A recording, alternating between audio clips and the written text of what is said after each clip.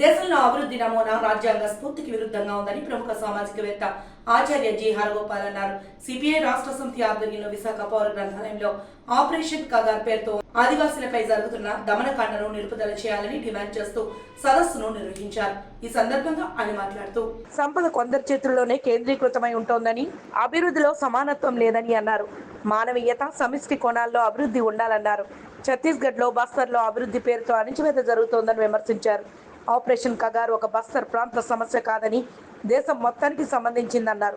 సదస్సుకు అధ్యక్షత వహించిన సిపిఐ రాష్ట్ర సహాయ కార్యదర్శి జేవి సత్యనారాయణమూర్తి మాట్లాడుతూ ఆదివాసీ ప్రాంతాల్లో ప్రజలకు మౌలిక సదుపాయాలు కల్పించకుండా పెద్ద ఎత్తున రహదారులు నిర్మిస్తున్నారని, వనరుల దోపిడీకే ప్రయత్నిస్తున్నారని అన్నారు. సదస్సులో మానవ హక్కుల వేదిక రాష్ట్ర నాయకుడు విఎస్ కృష్ణ, పర్యావరణవేత్త గంజిరపు శ్రీనివాస్, ఆదివాసీ హక్కుల నేత రామారావు, దొర తదితరులు పాల్గొన్నారు.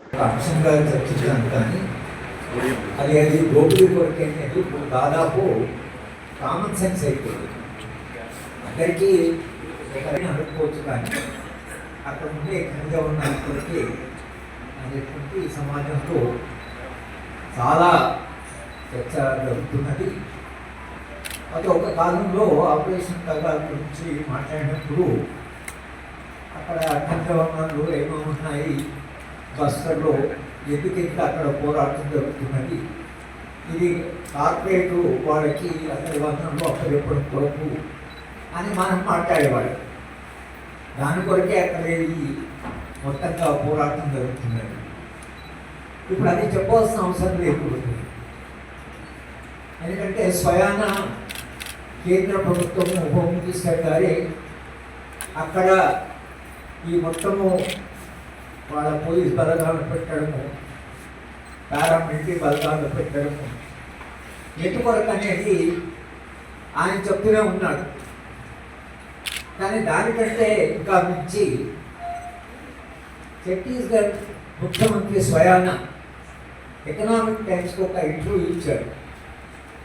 ఆ ఇంటర్వ్యూలో ఆయన స్పష్టంగా ఆయన చెప్పాడంటే ఈ దేశ అభివృద్ధి చాలా వేగంగా జరగాలి, మనము 5 ట్రిలియన్ ఎకానమీ కావాలి, ప్రపంచంలో అభివృద్ధి దేశంగా మనం మారాలి, కనుక ఖనిజాలు తవ్వడం అనేది చాలా అవసరము, కనుక మేము ఖనిజాలని కార్పొరేట్ శక్తులకు అప్పచెప్తాం, దానికి ఎవరు అడ్డం వచ్చినా, అవి వృక్షాలు అడ్డం వచ్చినా, మనుషులు అడ్డం వచ్చినా వాళ్ళని తొలగించి మేము ఈ వనరులని కార్పొరేట్ శక్తులు అప్పచెప్తాం అని స్పష్టంగా దాంట్లో ఏం మనకు అమ్మ అని చెప్పి ఆయన ఇంటర్వ్యూలో చెప్పాడు.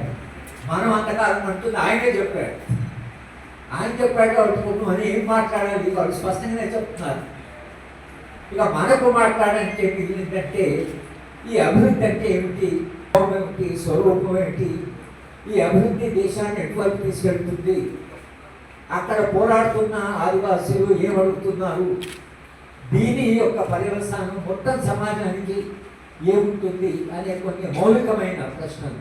రాజ్యం అంటే ఏమిటి, రాజ్య స్వభావం ఏమిటి, రాజ్యం నిర్వహించాల పాత్ర ఏమిటి, భారత రాజ్యాంగం ఎలాంటి సమాజం కావాలనుకున్నది, ఇవాళ అభివృద్ధి పేరు మీద జరుగుతున్నటువంటి మొత్తము ఏదైతే అణచివేత ఉందో ఈ అణచివేత ఎలా మారబోతున్నది, ఎలాంటి రాజ్యం రాబోతున్నది, మిగతా సమాజాన్ని మన అంటే మైదాన ప్రాంతాల్లో జీవించే మనందరికీ కూడా దాని ప్రభావం మన జీవితం మీద ఏముండబోతున్నది, ప్రజాస్వామ్యం ఏం కాబోతున్నది, మానవుల్లో ఏం కాబోతున్నాయి, సామాజిక సంబంధాలు ఏం కాబోతున్నాయి, ఈ అభివృద్ధి నమూనా ఎక్కడికి దారి తీసుకుంది అనేటువంటి మౌలిక ప్రశ్నలు. అంటే రాజ్యం అంటే ఏమిటి, రాజ్య స్వభావం ఏమిటి, అభివృద్ధి అంటే ఏమిటి, అభివృద్ధి యొక్క మూలాలు ఏమిటి, ఈ అభివృద్ధి వలన దేశ భవిష్యత్తు ఏమిటి, మనం రాసుకున్న రాజ్యాంగం ఏమైంది, దేని కొరకు వాళ్ళ విశాఖపట్నంలో ఇంతమంది మనం కూర్చొని ఈ సమస్య గురించి మాట్లాడుకుంటున్నారు. ఇక్కడ చర్చించాలి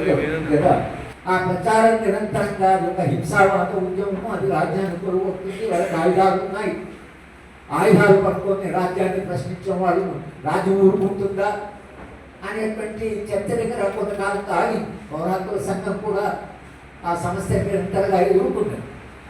దానికి చాలా మనం చూస్తున్నాం. ఈ దేశంలోని నింపడమే కాకుండా ప్రజల జీవనానికి ఆక్సిజన్ అవసరం. అడవుల్ని మేము పరిరక్షిస్తాం. ఏదో మావోయిస్టులు ఇక్కడ ఉన్నారు, దీనివలన అభివృద్ధి అన్నది జరగట్లేదు. వీళ్ళు డెడ్ లైన్ పెట్టుకున్నారు, మావోయిస్టులు లేకుండా చేస్తాం. మనకు అనుభవమే మన రాష్ట్రానికి సంబంధించి. గతంలో శ్రీకాకుళ గిరిజన రైతాంగ పోరాటం మీద కూడా ఆనాటి హోంమంత్రి గారు ఇదే రకమైనటువంటి ప్రకటన చేశారు. జరుగుతూ ఉన్నాయి, దానికి నేపథ్యం ఏంటి, వాటి వెనక ఉన్నటువంటి లక్ష్యాలు ఏమిటి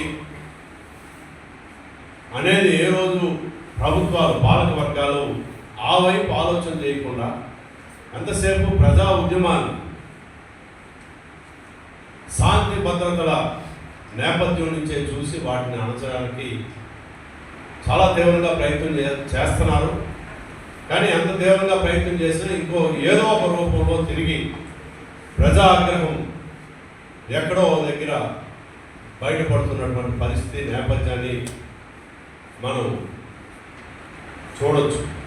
శ్రీకాకుళం ఉద్యమం తర్వాత ఆనాటి హోంమంత్రి గారు చేసినటువంటి ప్రకటన ఏ విధంగా అది అమలు కాలేదు, సాధ్యం కాలేదు, ప్రభుత్వాలకి, పాలక వర్గానికి సాధ్యం కాలేదు.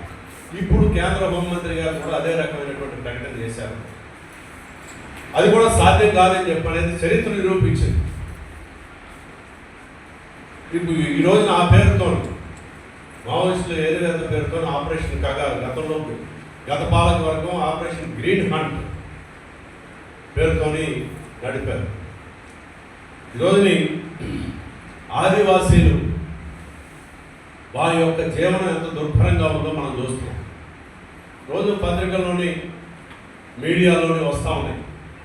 ఈ రోజుకి ఏ జిల్లా ఆదివాసాల నివాసం ఉన్నటువంటి ఏ జిల్లా కూడా దానికి అతీతంగా వాళ్ళకి ఆరోగ్యం బాగాలేకపోయినా, ఇతరత్ర ఏ సమస్య వచ్చినా, లేకపోతే గట్టిగా వర్షాలు వస్తే గడ్డలు దాటలేనటువంటి ఒక పరిస్థితి, లోతట్టు గ్రామాలకి ఎటువంటి రహదారి సౌకర్యం లేకపోవడం, వాళ్ళు ఎంత ఇబ్బంది పడుతున్నారన్నది సమాజానికి తెలుసు. ఆ వైపు వాళ్ళకి మెరుగైనటువంటి విద్యా, వైద్య సౌకర్యాలు అందజేయడంతో పాటు కమ్యూనికేషన్ రహదారిలో ఈ లోపల గ్రామాలకి ఆ సౌకర్యం కల్పించాల్సినటువంటి ప్రభుత్వం ఆ వైపు ఆలోచన చేయట్లా. ఈరోజు రాజమండ్రి నుంచి విజయనగరం దాకా 4 వరుసల రహదారులు నిర్మిస్తున్నారు. అల్లూరి సీతారామరాజు జిల్లా మొత్తం ఇప్పుడు పునర్విభజన జరగకముందు తూర్పుగోదావరి, విశాఖ జిల్లాలో నుంచి గిరిజన ప్రాంతంలోని ఆ రోడ్డు నిజంగా అది ఆదివాసీల అభివృద్ధి కోసమే అటువంటి రోడ్డు నిర్మిస్తున్నారా అంటే వాస్తవానికైతే ఆదివాసులు కొంతమేర మిగతా ప్రపంచంతో సంబంధాలు ఏర్పడితే అది ఉపయోగపడుతుంది. కానీ ఎక్కువగా అక్కడ ఆదివాసీ ప్రాంతాల్లో ఉన్నటువంటి ఖనిజ సంపదని దోచుకొని పోవడానికి, గ్రామాలకి మౌలిక సౌకర్యాలు కల్పించాలని చెప్పని కోరుతా ఉంటే లోపల బయటగా చెప్పారు. జమ్మూ కాశ్మీర్ ఆర్టికల్ 370 రద్దు చేశారు. ఆర్టికల్ 370 ఈరోజు ఆదివాసీకి ఏదైతే షెడ్యూల్ 5 ప్రకారం వాళ్ళకి ఒక రక్షణ ఉందో, ఆదివాసీ ప్రాంతంలో ఉన్నటువంటి భూములు ఆదివాసీ యాత్రలు ఎవరూ కూడా కొనుగోలు చేయడానికి వీల్లేదు.